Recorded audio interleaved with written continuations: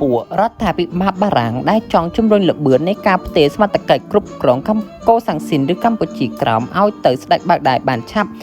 បានពន្យល់សមាជិកបកប្រឆាំងរបស់បារាំងថាផលប្រយោជន៍របស់បារាំងនៅវៀតណាមមានទំហំធំណាស់និងបន្តណាស់ត្បិតចិនកុម្មុយនីសកាន់តែរំកិលមកគៀកកិតចិត្តព្រំដែនយួនមែនតែនហើយដើម្បីគ្រប់គ្រងពួកវៀតមិញនៅវៀតណាមខាងជើងដូច្នេះបារាំងត្រូវតែយកពួកយួនខាងត្បូងរបស់ស្ដេចបាក់ដាយទៅទប់យួនខាងជើងរបស់ហូជីមិញអញ្ចឹងហើយទើបត្រូវការកាត់ផ្ដាច់កូសាំងស៊ីនឬកម្ពុជាក្រោមឲ្យទៅបាក់ដាយជាប្រញាប់ដើម្បីស្ដារសភាពការឲ្យទាន់ពេលវេលាពេលគណៈប្រតិភូខ្មែរដែលរួមមានលោកសឿនសានផងដែរនោះមកដល់សន្តាគារវិញក៏បានឃើញសារទូរលេខយ៉ាងខ្លីរបស់លោកស្យាមសម្បូរបញ្ជាក់ថាបេសកកម្មរបស់គណៈប្រតិភូត្រូវចប់តែត្រឹមនេះជាការបាត់បង់ឱកាសល្អដ៏ធំមួយរបស់ខ្មែរក្នុងការទាមទារយកសិទ្ធិមួយចំនួនសម្រាប់ដែនដីកម្ពុជាក្រោមពេលគណៈប្រតិភូត្រឡប់មកដល់មាតុភូមិប្រទេសវិញទើបដឹងថានៅអំឡុងពេលពួកគេកំពុងចរចានៅភ្នំពេញរដ្ឋាភិបាលបារាំងបានប្រញាប់ប្រញាល់ធ្វើកិច្ចព្រមព្រៀងមួយជាមួយរដ្ឋាភិបាលខ្មែរស្ដីពីកម្មវិធីសន្យាប្រគល់ស្វ័យភាពកម្ពុជាជាថ្នូរនឹងការដែលខ្មែរទាមទារលើសិទ្ធិលើដីកូសាំងស៊ីនឬកម្ពុជាក្រោមបើតាមសៀវភៅកម្ពុជានិងសហព័ន្ធឥណ្ឌូចិនរបស់លោកច័ន្ទតារាថានៅពេលនោះលោកអគ្គទេសភិបាលបារាំងប្រចាំនៅឥណ្ឌូចិនបានធ្វើទស្សនកិច្ចនៅភ្នំពេញហើយក៏លើកបញ្ហាពីឲ្យព្រះមហាក្សត្ររតនសីហនុជ្រើសរើសយកតែមួយតែប៉ុណ្ណោះនោះគឺជំរឿរវាងទឹកដីកូសាំងស៊ីនគឺកម្ពុជាក្រោមនិងឯករាជ្យពេញបរិបូរណ៍របស់កម្ពុជាទាំងមូលឧត្តមសេនីយ៍បារាំងថាបើចង់បានទឹកដីកូសាំងស៊ីនកម្ពុជាក្រោមបារាំងនឹង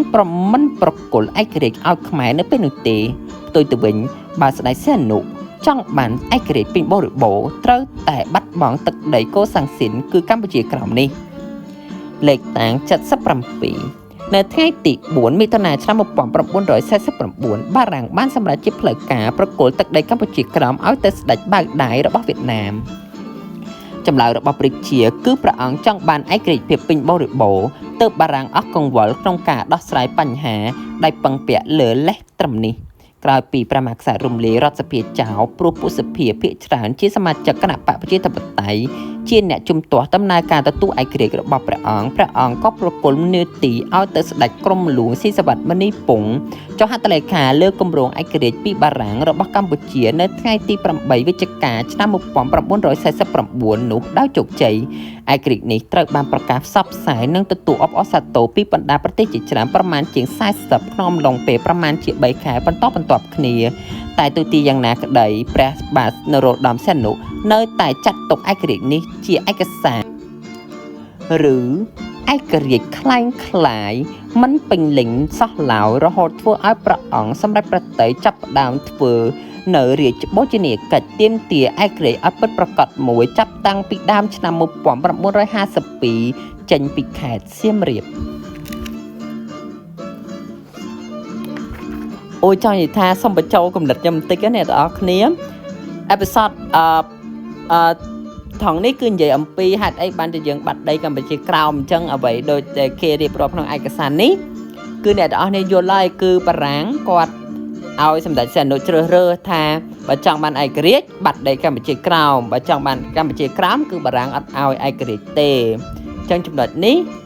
សម្ដេចសីហនុគាត់ជ្រើសរើសយកឯករាជ្យទាំងមូលហើយមិនចឹងហើយយើងតោះនេះយើងក៏អត់អាចបន្ទោសសម្ដេចសីហនុបានដែរអញ្ចឹងយើងបានឯករាជ្យទាំងមូលទូឯករាជ្យខ្លាំងខ្សែដីឬក៏អីចឹងណាអានេះ is my opinion